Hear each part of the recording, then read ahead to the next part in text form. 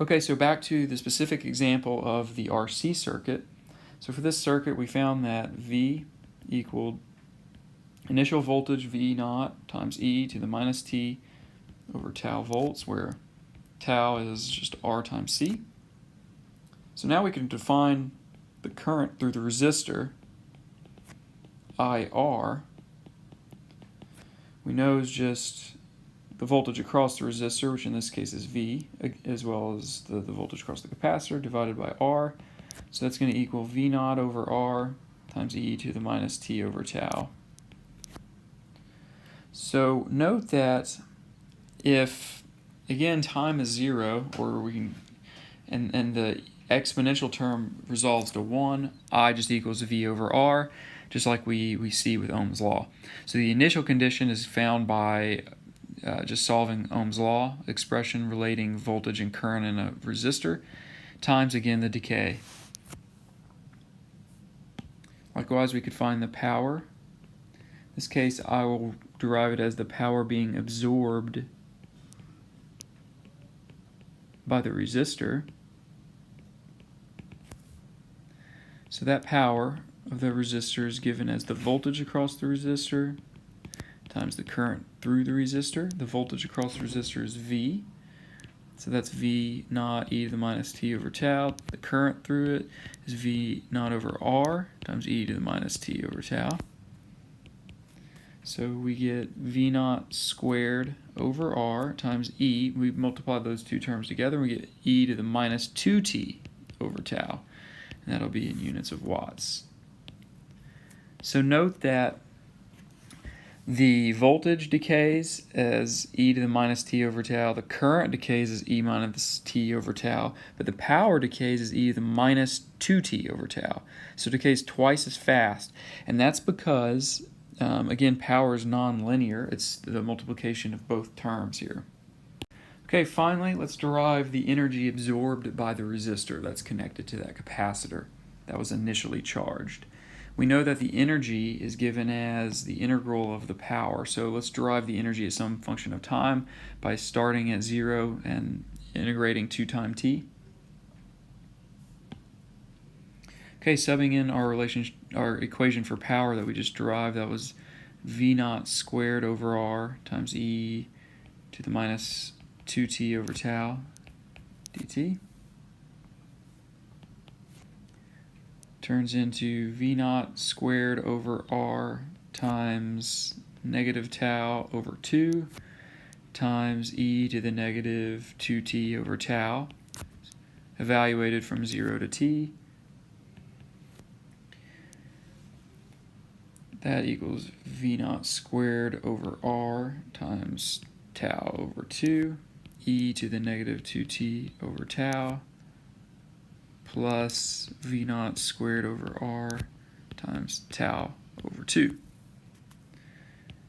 Grouping like terms, we see that there's a tau V naught squared over 2R in both, times 1 minus e to the minus 2t over tau.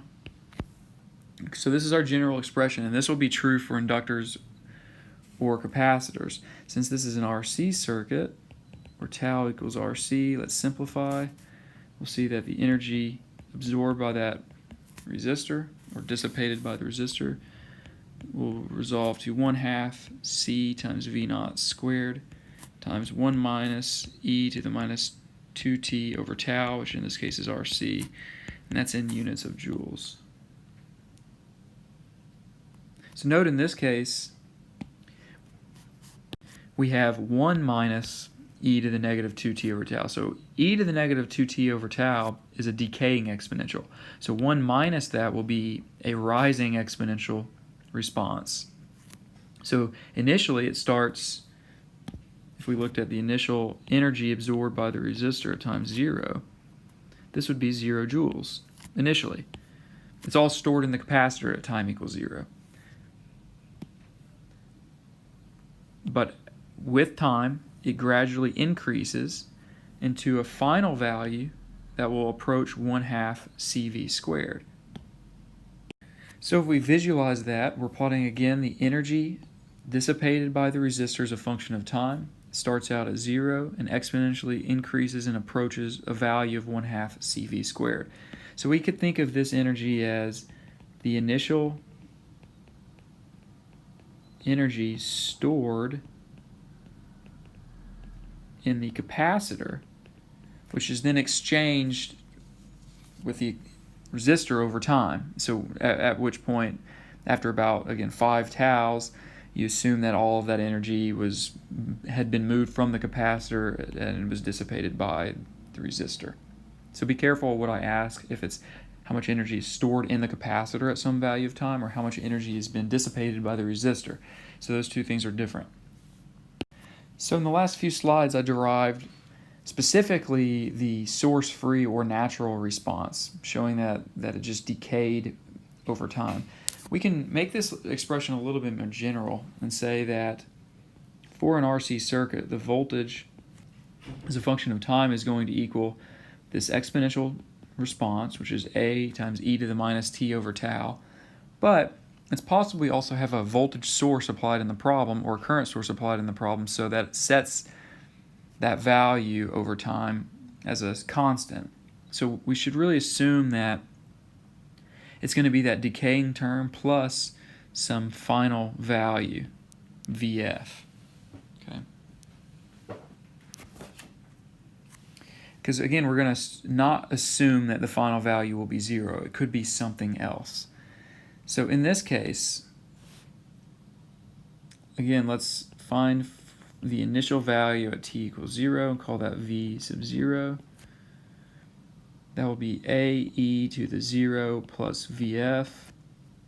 If we call V at time 0 equal to V naught like in the last problem, we then could solve for this constant A as being A equals to V naught minus Vf. So the initial minus the final. In this case, that voltage as a function of time equals A e to the minus t over tau plus Vf, which equals V naught minus Vf e to the minus t. In this case, since it's an RC circuit, would be over RC plus Vf. So this expression is what we call the general response. Okay, it includes both the forced response and the source-free response.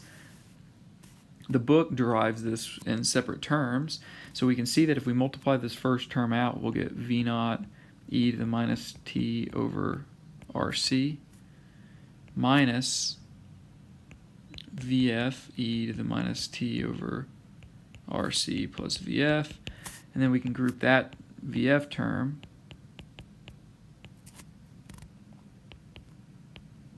as being Vf times 1 minus e to the minus t over RC.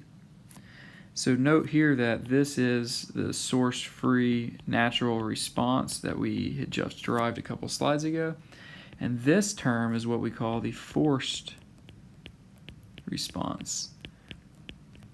And again, we see this 1 minus decaying exponential term. So this is a rising exponential times a constant, and that will be the final value. So the forced response is that it changes exponentially towards a final value of Vf. The source-free response is it changes exponentially towards 0 from an initial value of V naught. The general response is this is superposition of the two. I think it's easier to remember that as being this expression, or maybe even this expression with a constant A, and you don't have to memorize what A is. Just note that it's a decaying exponential times some constant plus some final value. And then we'll go back and solve for A each time as needed. So to recap, for the RC circuit or the RL circuit, we have these two expressions. One, for the RC circuit, we're solving for the voltage across the capacitor as a function of time.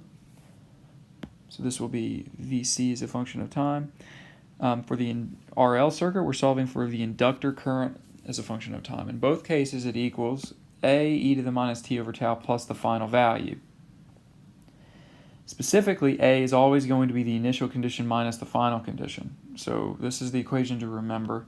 If you don't remember that, remember this basic expression on top, and then solve for A given that you know the initial condition.